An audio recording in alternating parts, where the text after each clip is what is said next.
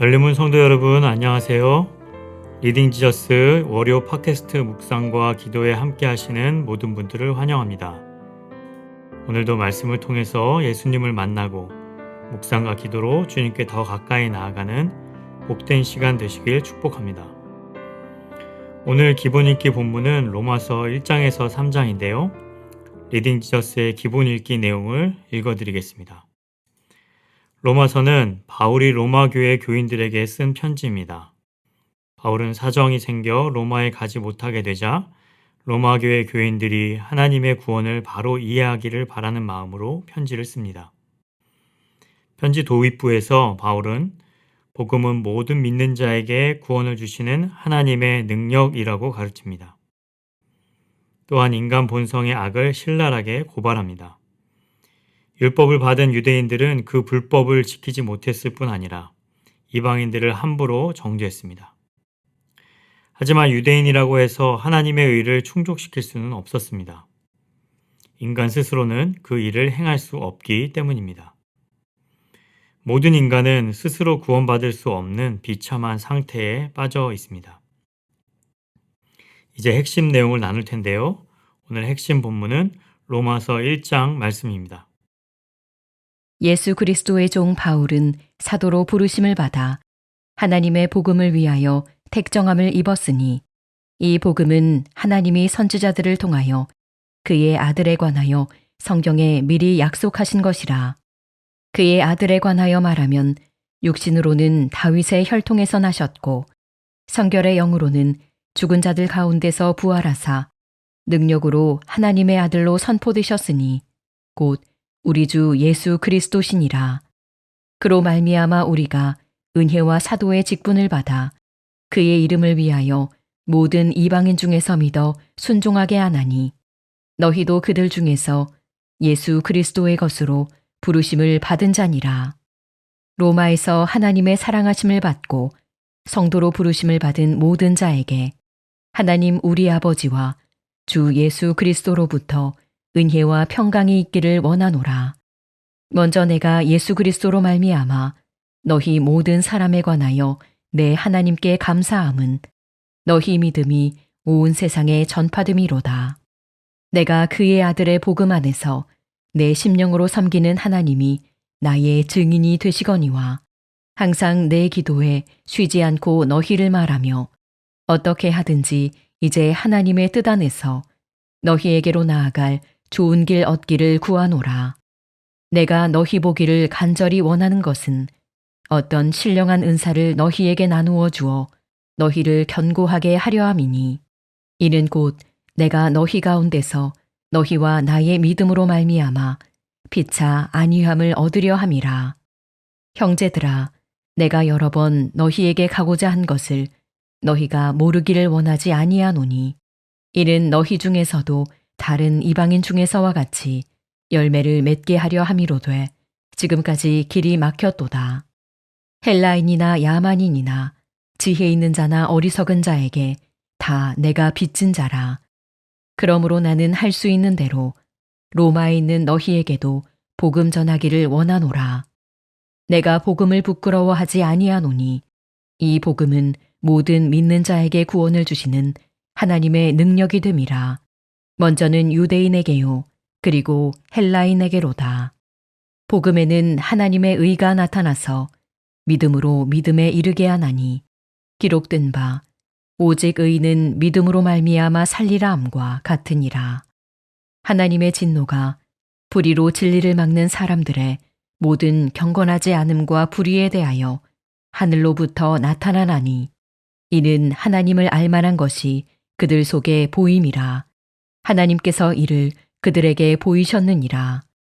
창세로부터 그의 보이지 아니하는 것들, 곧 그의 영원하신 능력과 신성이 그가 만드신 만물에 분명히 보여 알려졌나니 그러므로 그들이 핑계하지 못할지니라.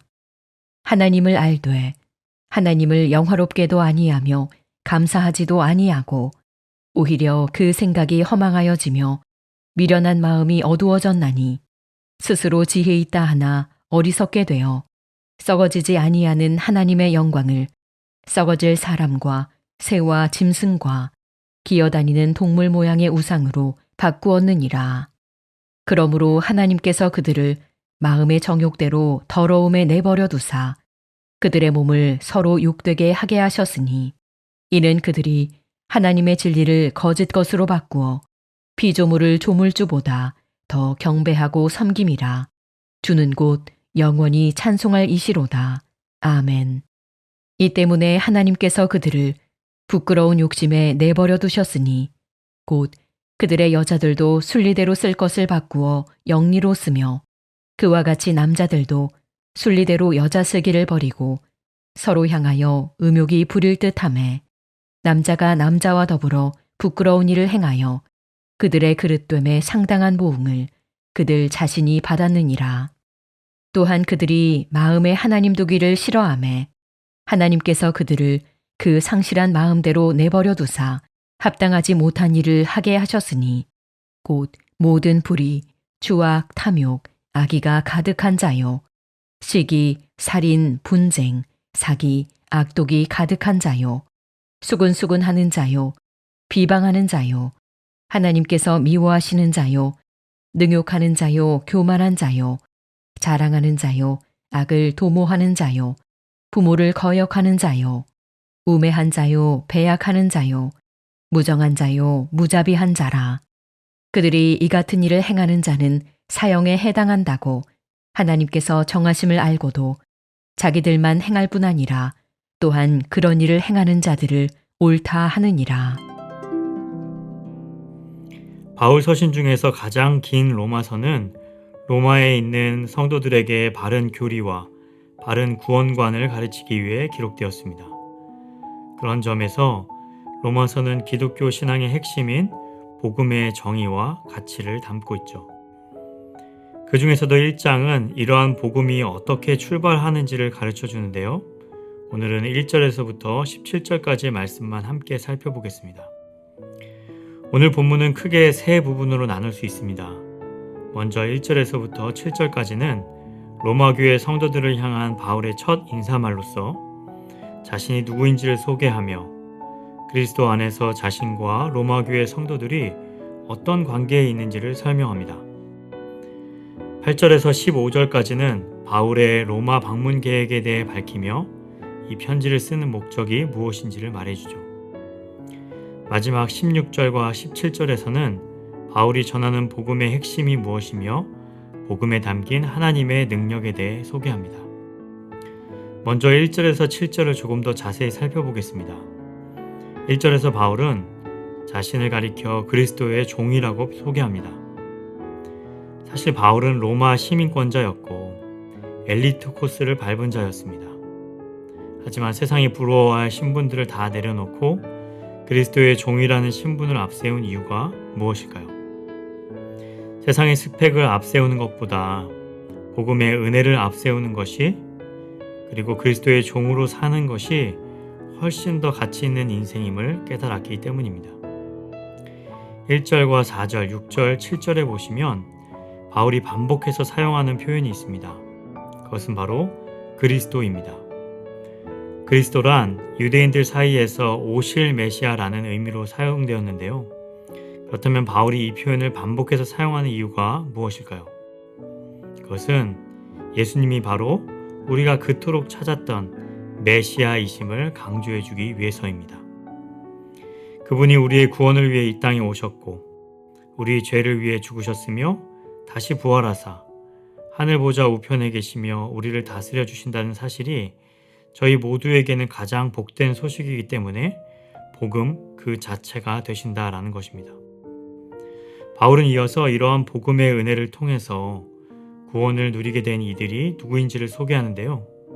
가장 먼저는 바울 자신이며 바로 이 편지의 수신자인 로마 교회 성도들이 바로 복음의 수혜자임을 상기시켜주고 있습니다.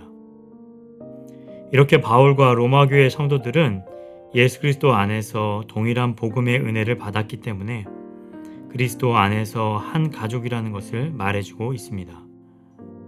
동시에 하나님 앞에서 아무런 자격이 없는 우리 모두에게 내려주신 그 은혜를 다시 한번 상기시켜주면서 그 은혜를 붙잡고 살아가야 함을 강조하고 있습니다. 이어지는 8절에서 13절의 내용에서는 바울이 로마를 방문할 계획을 전달하고 있습니다. 여러분, 바울이 로마 교인을 그토록 만나고자 했던 이유가 무엇이었을까요? 비록 로마 교인을 한 번도 만난 적은 없지만 이미 복음을 통하여 예수를 주로 모시는 자들은 복음의 진리 안에서 한 형제요 자매임을 알았기 때문입니다. 그런 한 가족된 자들의 믿음을 견고히 하려는 목적을 가지고 로마 방문을 계획했던 것이죠.